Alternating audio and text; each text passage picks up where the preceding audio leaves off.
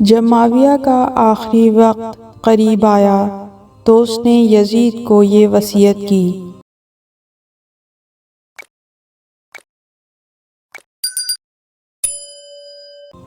اے یزید، میں نے اپنی زندگی بھر کی مشقت سے پورے عالم اسلام کو زیر کر کے تیرے قدموں میں ڈالا ہے۔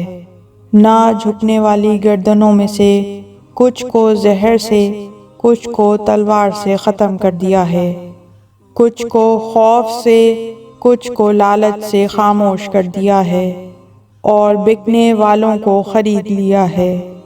جو زندہ ہیں اور ہمیں نہیں چاہتے، ان میں نے اتنی سکت ہی نہیں چھوڑی کہ وہ زبان تک ہلا سکیں۔ پوری اسلامی مملکت کا بلا شرکت غیرے تو تنہا حکمران ہے۔ اس سلسلے میں اگر مجھے کسی سے خطرہ ہے تو وہ صرف 3 آدمی ہیں، جو اگر لوگوں کو اکٹھا کرنا چاہیں تو لوگ ان کے گرد جمع ہونے پر آمادہ ہو جائیں گے۔ ایک عبداللہ ابن عمر ہے، اس سے تجھے کسی قسم کا خطرہ نہیں ہونا چاہیے، یہ تیرا ساتھ دے گا۔ دوسرا عبداللہ ابن زبیر ہے، یہ شخص شیر کی طرح بہادر اور لومڑی کی طرح مکار ہے، موقع ملنے پر شیر کی طرح حملہ کرے گا اور ایسے ہی لومڑی کی طرح دھوکہ دے گا۔ اس پر جب بھی موقع ملے اسے ٹکڑے ٹکڑے کر ڈالنا، ایک لمحے کی بھی مہلت نہ دینا۔ تیسرا حسین ابن علی ہے، اس کی رگوں میں علی کا خون ہے اور اس کے خون میں لعاب رسول اور شیر بطول شامل ہے۔ میں نے اپنی سیاست سے اسے خاموش کیے رکھا، لیکن میرے بعد اس کا خاموش رہنا مشکل ہے۔ تیری راہ کا یہ بہت بڑا پتھر ہے، سرور انبیاء کا نواسہ بھی ہے اور ازروئے قرآن بیٹا بھی ہے، ان کے اثرات ناقابل انکار ہیں۔ اسے اپنی راہ سے ہٹانے میں جلد بازی نہ کرنا، ابھی لوگوں کے دلوں میں نبی اکرم سے عقیدت اور محبت باقی ہے۔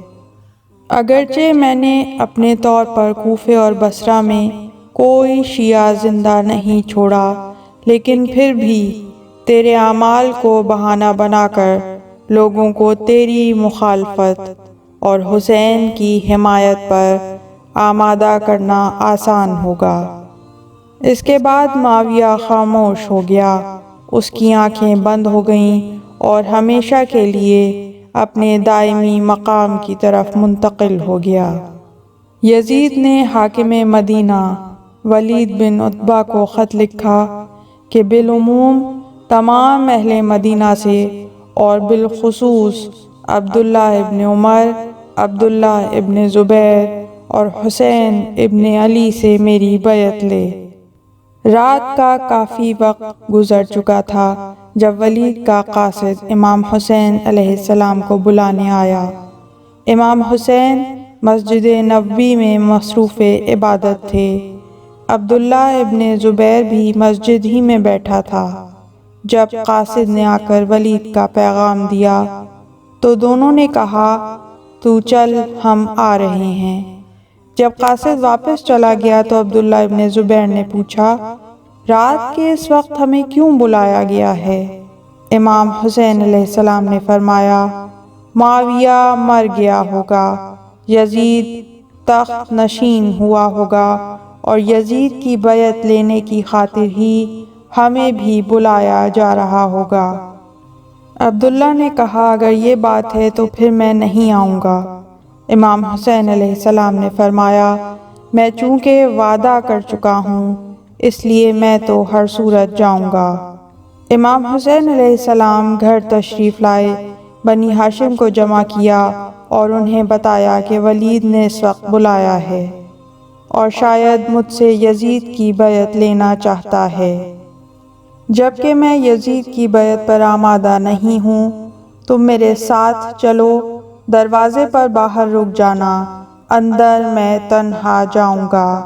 اگر وہاں کسی نے شرارت کی تو میں تکبیر کہوں گا، تم اندر آ جانا۔ اگر خاموشی سے گفتگو ہو گئی تو میں بھی واپس آ جاؤں گا۔ ان ہاشمی جوانوں نے خنجر کمر سے لٹکائے اور آپ کے ساتھ چلے گئے۔ جب دربار میں پہنچے تو تمام ہاشمی نوجوان دروازے پر رک گئے۔ امام حسین علیہ السلام تنہا اندر گئے۔ ولید نے اٹھ کر استقبال کیا، پھر مرگ معاویہ کی اطلاع دی اور یزید کا خط آپ کے سامنے رکھ دیا۔ امام نے خط کو پڑھ کر فرمایا، ولید، پہلی بات تو یہ ہے کہ میں اہل بیت نبوت اور معدن رسالت سے ہوں۔ یزید ہر قسم کے فسق و فجور میں مبتلا رہتا ہے۔ مجھ جیسا شخص یزید جیسے کی بیعت کیسے کر سکتا ہے؟ اور دوسری بات یہ ہے، میری رات کی تاریکی میں کی جانے والی بیعت کو تو بھی پسند نہیں کرے گا۔ ولید نے کہا، یہ تو درست ہے، میری خواہش ہوگی کہ آپ دربار میں لوگوں کے سامنے بیعت کریں۔ امام حسین علیہ السلام نے فرمایا، پھر ٹھیک ہے، صبح ہو لینے دو، پھر دیکھیں گے۔ ولید نے کہا، جیسے آپ کی مرضی۔ امام حسین علیہ السلام اٹھ کھڑے ہوئے۔ مروان جو خاموش بیٹھا تھا اس نے کہا، ولید، اگر حسین اس وقت بیعت نہیں کرتا تو اسے اپنے پاس نظر بند کر لے، صبح بیعت کے بعد گھر جانے کی اجازت بھی دے دینا۔ اگر اس وقت حسین اپنے گھر چلے گئے تو پھر کبھی تم لوگ حسین سے بیعت نہ لے سکو گے۔ بہت سی خونریزی کے بعد بھی یہ بیعت ناممکن ہو جائے گی۔ امام حسین علیہ السلام نے فرمایا، یبن زرقا، مجھے تو قتل کرے گا یا یہ کہہ کر آپ اٹھے۔ مروان نے تلوار نکال لی اور ولید سے کہا، اپنے جلاد کو حکم دے کہ اسے ابھی اور یہیں قتل کر دے۔ امام حسین علیہ السلام نے صدائے تکبیر بلند کی۔ دروازے پر کھڑے ہوئے 19 ہاشمی خنجر بکف اللہ اکبر اللہ اکبر کہتے ہوئے جب اندر داخل ہوئے تو مروان کے ہوش اڑ گئے۔ سب سے آگے حضرت عباس علمدار تھے۔ امام سب کو لے کر واپس آئے۔ مروان نے ولید سے کہا، دیکھا تو نے میری بات نہیں مانی، اب یہ بیعت کتنی خونریزی لے گی اس کا تجھے اندازہ نہیں۔ 27 رجب 60 ہجری کی رات امام حسین علیہ السلام روضہ رسول پر تشریف لائے۔ قبر رسول کو گلے سے لگایا اور عرض کیا، نانا، میں آپ کا حسین ہوں، میں آپ کا سبط ہوں، میں آپ کے لخت دل زہرا کا جگر گوشہ ہوں۔ نانا، آپ کی امت مجھ سے آپ کا جوار چھیننا چاہتی ہے، آپ گواہ رہیں۔ پھر آپ مصروف عبادت ہو گئے۔ ساری رات روضہ رسول کے پہلو میں بیٹھ کر عبادت میں گزاری۔ صبح کو واپس گھر تشریف لائے، دن گھر میں گزارا۔ ثانیہ زہرا سلام اللہ علیہا کے ساتھ گفتگو کرتے رہے۔ 28 رجب 60 ہجری کی رات پھر روضہ رسول پر آئے۔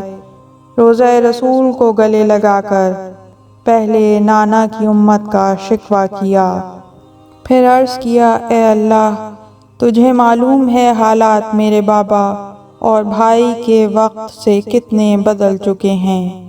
اب ضرورت ہے کہ میرے نانا، میری ماں، میرے بابا اور میرے بھائی کے در پردہ قاتلوں سے پردہ اٹھایا جائے۔ اس خوابیدہ امت محمد کی آنکھیں کھولی جائیں، انہیں نیند سے بیدار کیا جائے۔ تو بہتر جانتا ہے کہ اگر اب یہ کام نہ ہوا تو پھر قیامت تک کبھی نہ ہو سکے گا۔ 1,24,000 نبیوں کی محنت تا قیامت تاریکی کی گرد میں دب کر رہ جائے گی۔ اس وقت امر بالمعروف اور نہی عن المنکر کے علاوہ تیری توحید اور میرے نانا کی تجدید تبلیغ کی جتنی ضرورت ہے اس سے تو آگاہ ہے۔